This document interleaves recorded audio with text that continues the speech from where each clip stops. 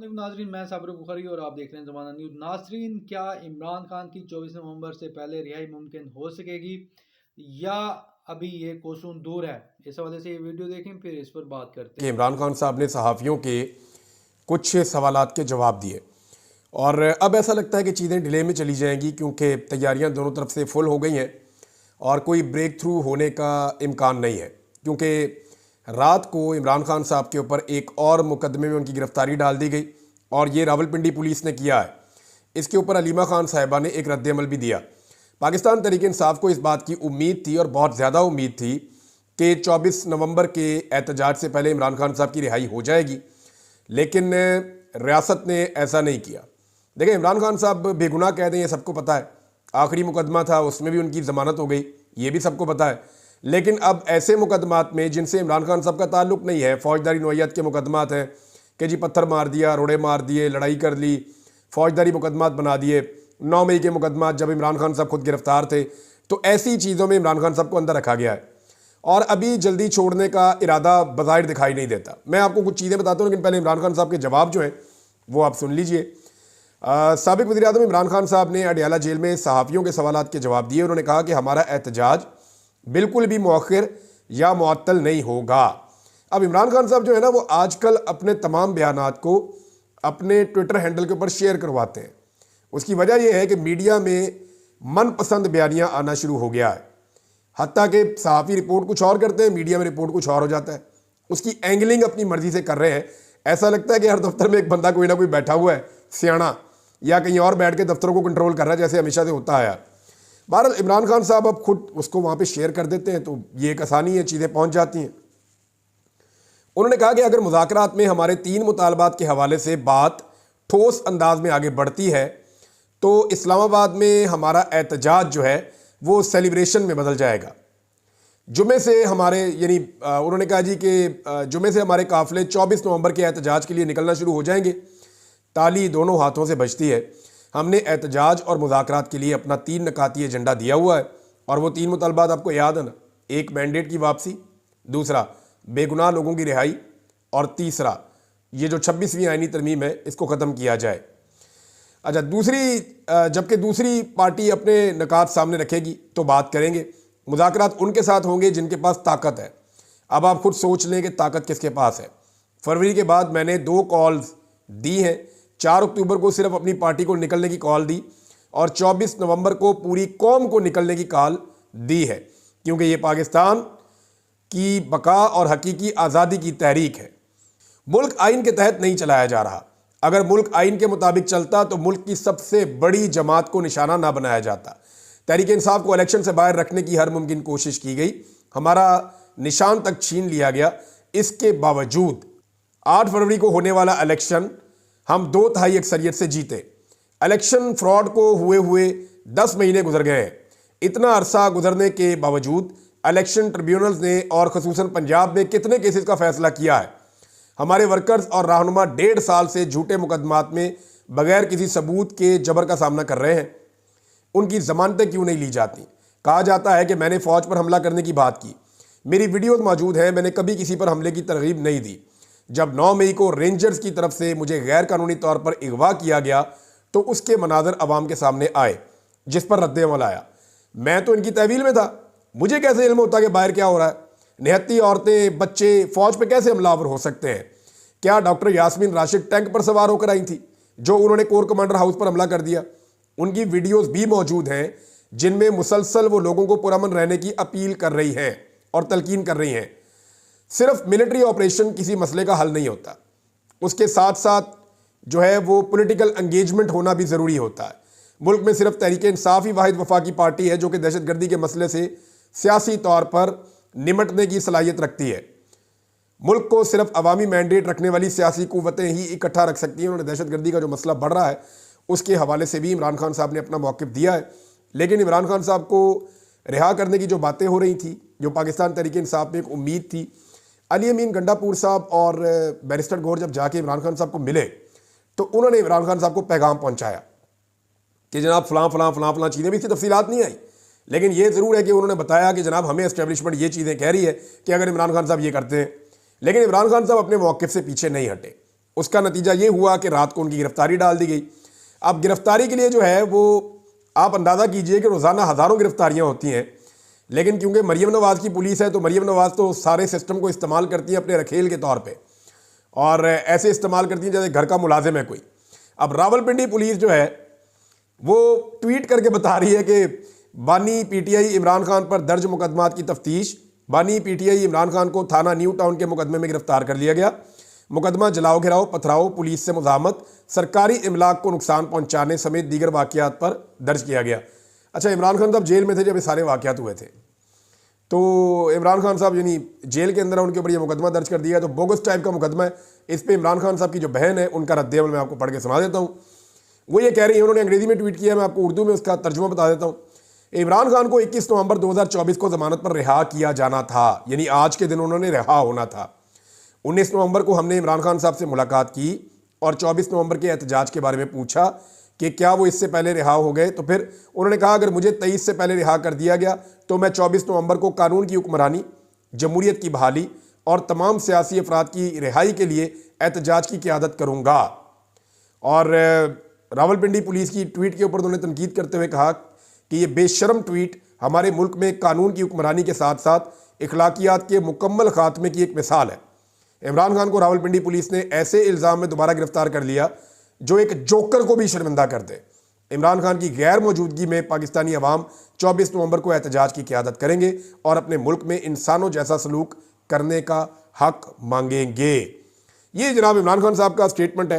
रिहाई के इम्कानात ख़त्म हो गए हैं फ़िलहाल तक के लिए, लेकिन एक प्रोपेगेंडा किया जा रहा है और एक ख़ास किस्म का बयानिया बनाया जा रहा है। इसको अगर आप इन डेप्थ देखें तो पाकिस्तान तहरीक इंसाफ के साथ इस वक्त इदारों की, एस्टेब्लिशमेंट की, हुकूमत की कशमकश क्या चल रही है, मैं आपके सामने चंद खबरों के अंदर रख देता हूं सारी सिचुएशन। देखिए, एक तो बयानिया ये बनाया गया कि जनाब अभी खबरें चलाई गई कि इमरान खान साहब को मिली है पार्टी के लोग जाके, उन्होंने कहा जी हम एहतजाज नहीं करना चाहते और हम 24 तारीख को बंदे नहीं ला सकेंगे।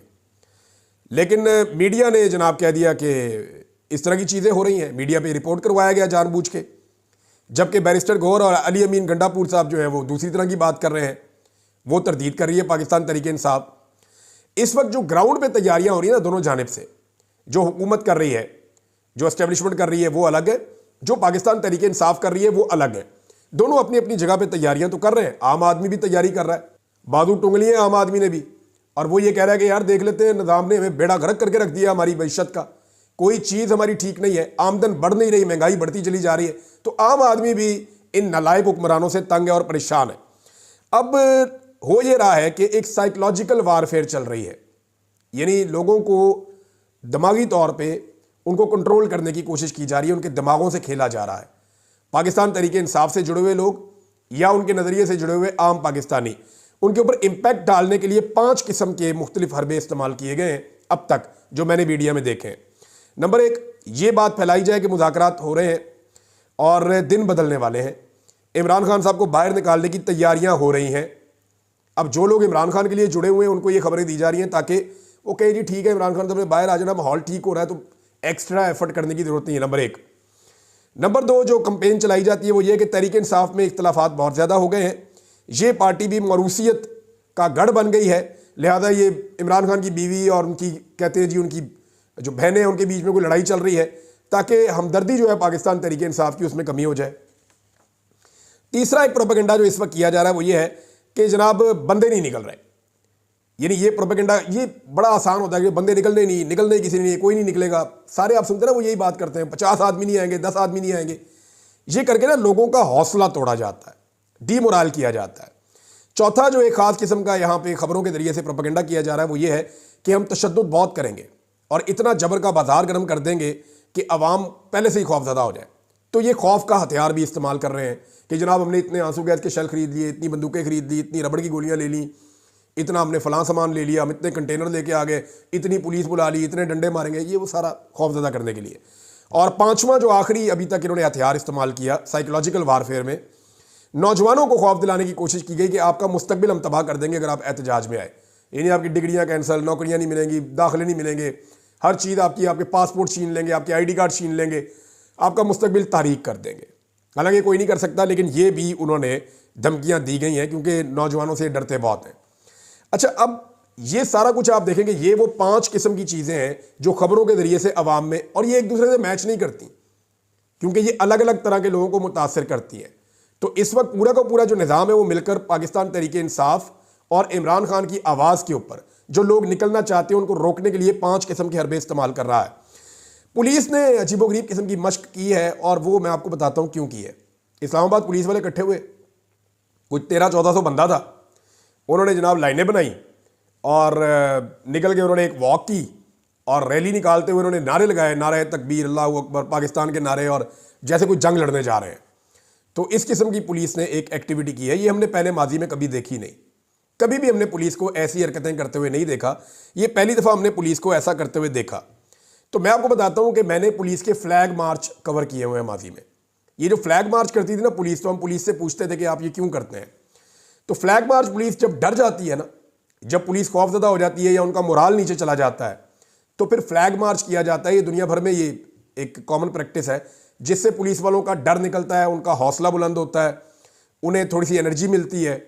तो इसलिए फ्लैग मार्च करवाया जाता है। ये नॉर्मली दहशतगर्दों के खिलाफ होता है या जो बड़े बड़े क्रिमिनल्स हैं जैसे कच्चे के डाकू हैं, इस तरह के मामला में फ्लैग मार्च करवाया जाता है। मुहर्रम के दिनों में नॉर्मली करवाया जाता था, दहशतगर्दी के खतरे होते थे कि पुलिस जनाब अपनी पावर शो कर रही है, थोड़ा सा हौसला आता है पुलिस वालों में, उनका डर निकलता है, थोड़ा मोराल बुलंद होता है, इसलिए ये होता है। अब ये जो पुलिस ने अजीबोगरीब किस्म की हरकत की है ना, इससे एक बात तो साबित हो गई है कि इस्लामाबाद की पुलिस डरी हुई है। वो बहुत ज़्यादा खौफजदा है कि अवामी रद्दमल ज़्यादा होगा तो हम क्या करेंगे, क्योंकि लड़ लड़ के भी थक गई है ना पुलिस। अगली 4 लाइनों के अलावा मुझे पीछे कोई पुलिस वाला थोड़ा सा भी एक्टिव नज़र नहीं आया। यानी अगर मैं उनको गिनूँ तो 100 पुलिस वाले भी नहीं होंगे जो एक्टिवली इस सारे प्रोटेस्ट के अंदर, मैंने वहाँ जो जर्नलिस्ट थे उनसे भी पूछा है, जो एक्टिवली पार्टिसिपेट कर रहे थे वो 100 भी नहीं होंगे।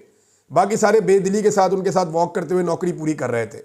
तो पुलिस डीमोरल तो बहुत है और वो आवाम के साथ लड़ना भी नहीं चाहती, लेकिन मजबूरी है, नौकरी है, नौकरी पेशा आदमी नौकरी की नखरा की।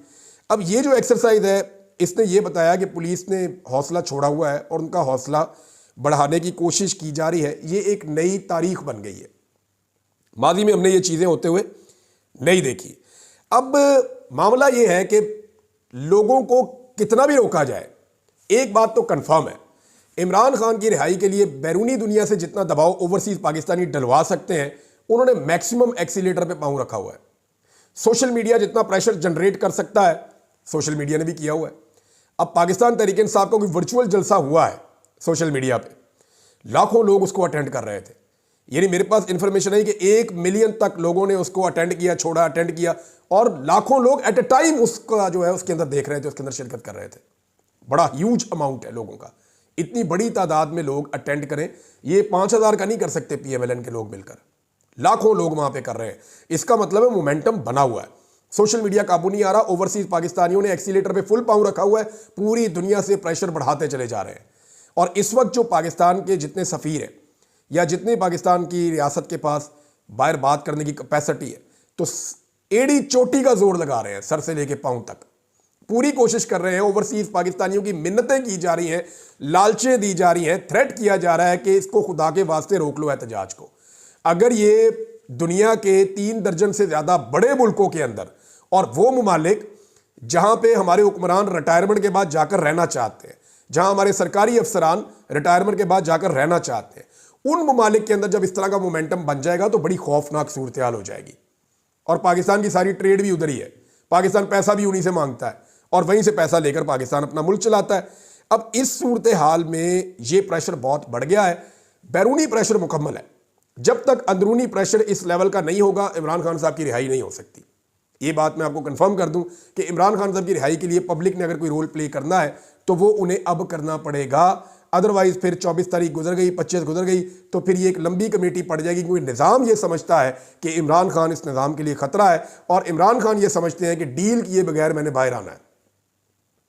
अब इमरान खान डील में जो चीज़ें मांगते हैं वो हुकूमत दे नहीं सकती, ये निज़ाम भी नहीं दे सकता, तो रास्ता पीछे एक ही रह जाता है और वो है इलेक्शन। यानी अगर फ़र्ज़ करें इमरान खान साहब कहते हैं मैंडेट वापस करो, भाई मैंडेट वापसी का मतलब है अपनी चोरी को तस्लीम करना। ये पाकिस्तान की तारीख में लिखा जाएगा कि एस्टेब्लिशमेंट ने एक इलेक्शन छीन के, वैसे तो हमेशा ही छीना है, लेकिन इतने बड़े पैमाने पर छीन के पूरी हुकूमत ही बदल दी थी। तो इससे बेहतर नहीं है कि नया इलेक्शन करवा दें, बजाय इसके कि मत्थे पे चोर लिखा जाए इन सारी पॉलिटिकल पार्टियों के। लिहाजा वो ये कोशिश करेंगे कि इसको इस तरफ लेकर चले जाए। एक खबर और है नाज़रीन, और ये बड़ी इंटरेस्टिंग खबर है। खबर यह है कि पाकिस्तान पीपल्स पार्टी ने पब्लिक अकाउंट कमेटी की चेयरमैनशिप मांग ली है। अच्छा, इसके बारे में ना मैं आपको थोड़ी सी एक चीज़ और बता देता हूँ कि पब्लिक अकाउंट कमेटी का जो चेयरमैन होता है ना, इसका काम होता है कि हुकूमत की जो कमियां कोताहियां हैं, जहाँ पे हुकूमत गलत कर रही है, ये उनके ऊपर एक चेक एंड बैलेंस होता है, पीएसी। तो हुकूमत के ऊपर चेक एंड बैलेंस नॉर्मली फिर अपोजिशन के पास होता है। जब पीपल्स पार्टी की दौरे हुकूमत थी तो पीएमएलएन को दिया गया था, चौधरी निसार खान थे। जब पीएमएलएन की दौरे हुकूमत थी तो फिर यह दिया गया था पीपल्स पार्टी को। फिर जब पीटीआई की दौरे हुकूमत आई तो फिर पीटीआई ने भी अपोजिशन को दिया। पीटीआई ने जब दिया तो 1-1.5 महीना लेट हो गया, तो इसके ऊपर बिलावल ने उस दौर में ट्वीट किया था। बिलावल का वो जो ट्वीट था या स्टेटमेंट था उस दौर का, वो क्या था ये देख लें आप। ये पीपल्स पार्टी ने पब्लिक अकाउंट कमेटी की सरबराही अब मांग ली है। वो कह रहे हैं हमें दे दें, इस वक्त वो हुकूमत के अंदर है, लेकिन वो ये कह रहे हैं हमें दे दें। लेकिन 2 अक्टूबर 2018 बिलावल का स्टेटमेंट, 2 अक्टूबर 2018 का बिलावल फरमाते हैं कि पब्लिक अकाउंट कमेटी का चेयरमैन अपोजिशन से ना लगाना हुकूमत की बौखलाहट है, ये जनाब बिलावल ने कहा। और असद कैसर ने चेयरमैन पब्लिक अकाउंट कमेटी नून लीग के राणा तनवीर को लगाया था, लेकिन अब बिलावल के जज्बात बदल गए हैं और 2 अक्टूबर 2018 को उन्होंने जो कहा उससे मुख्तलिफ स्टेटमेंट 20 नवंबर 2024 का अब छप गया है। पीपल्स पार्टी ने बाज़ाब्ता तौर पर पार्लिमानी पब्लिक अकाउंट कमेटी की सरबराही मांग ली है। अब वो ये कह रहे हैं जनाब ये हमें दे दें, और अयाज सादिक को ख़त लिख दिया है पीपल्स पार्टी के सेनेटर सलीम मांडीवाला ने। तो अब आप अंदाज़ा करें कि ये हुकूमत भी अपने पास रखना चाहते हैं और पब्लिक अकाउंट कमेटी भी अपने पास रखना चाहते हैं, ताकि हमें कोई सवाल जवाब करने वाला बंदा हो ही ना। जी नाज़रीन, जैसे जैसे दिन करीब आते जा रहे हैं 24 नवंबर के हालात में भी तब्दीली आती जा रही है। और बुशरा बीबी जो है उन्होंने भी एक वीडियो पैगाम जारी किया है, एक इंतहाई अहम वीडियो पैगाम जारी किया है और अहम मौके पर उनका ये वीडियो पैगाम था। उम्मीद की जा रही थी कि इमरान खान जो है 24 नवंबर से पहले रिहा हो जाएंगे, क्योंकि सिस्टम के पास इतनी ताकत अब बाकी नहीं बची कि वो इमरान खान को अंदर रख सकें। बोगस केसेस में असल केसेस होते हैं तो उनमें कुछ जान भी होती है, इखलाकी फतह भी होती है हुकूमत की, इस्टेब्लिशमेंट की।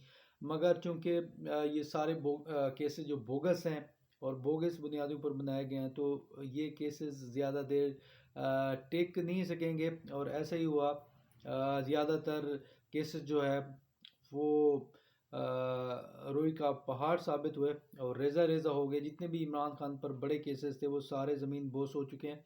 अब इमरान खान की गिरफ्तारी डाली गई है 9 मई के मुकदमे में, और वो भी जलाओ घिराव का एक मुकदमा था रावलपिंडी में, उसमें उसकी गिरफ्तारी डाली गई है।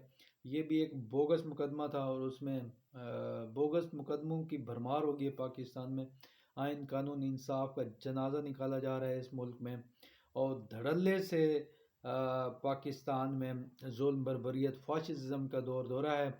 और ऐसे में फिर बात की जाती है कि पाकिस्तान तरक्की भी करे, ओवरसीज़ पाकिस्तानी इन्वेस्टमेंट लेकर भी हैं, यहाँ फैक्ट्रियाँ लगाएं, कारोबार करें। और हालात सबके सामने हैं कि जो पाकिस्तान में इस वक्त जुल्म का दौर दौरा है, नाइंसाफ़ी का दौर दौरा है। और जहाँ नाइंसाफ़ी हो वहाँ कहाँ इन्वेस्टमेंट आती है, कहाँ मईशत तरक्की करती है, कहाँ वो माशरा तरक्की की राह पर गामजन होता है। ये सिर्फ बातें हैं, और बातें ही करवा लो जितनी मर्ज़ी दिल करे, बड़े बड़े भड़के मरवा दो, और इनको पता ही नहीं होता कि इनके तर्जुमान क्या क्या जो है वो आगे स्टेटमेंट्स जारी कर रहे होते हैं। शायद वो ख़ुद भी पढ़ें तो हैरान हूँ कि क्या वाकई हमने ये बात की है।